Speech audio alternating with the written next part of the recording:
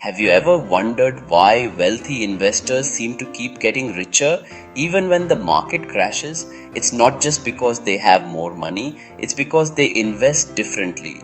In this video, I'll break down 7 ways wealthy investors invest differently than the average retail investor, with real life examples for each. Stick around till the end because I'll also share how you can start adopting these strategies. Wealthy investors don't just buy stocks and bonds, they spread their money across public markets, private equity, hedge funds, art, collectibles, farmland, and real estate. While a typical retail investor might have 90% in stocks and mutual funds, the wealthy might have 40% in alternatives. These assets don't move in sync with the stock market.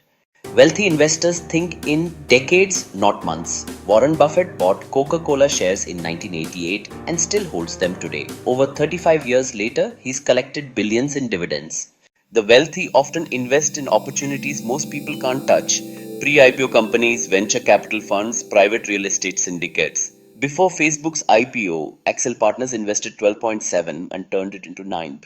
Wealthy investors hedge portfolios with options, keep large cash reserves, and insure high value assets. George Soros hedged against pound devaluation in 1992 and made one beat. For the wealthy, avoiding big losses is as important as chasing big wins.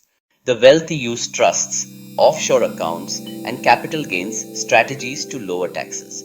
Elon Musk borrows against Tesla shares instead of selling, avoiding capital gains tax while still getting liquidity. Wealthy investors borrow at low rates to invest in high-yielding assets. Sam Zell refinanced properties, used the cash to buy more, expanding without selling anything. Retail investors often avoid debt or pay high rates that eat into returns. Wealthy investors pay for better information, analysts, private data, direct CEO access. Before Alibaba's IPO, Masayoshi Son personally met Jack Ma and saw the vision, years ahead of the market.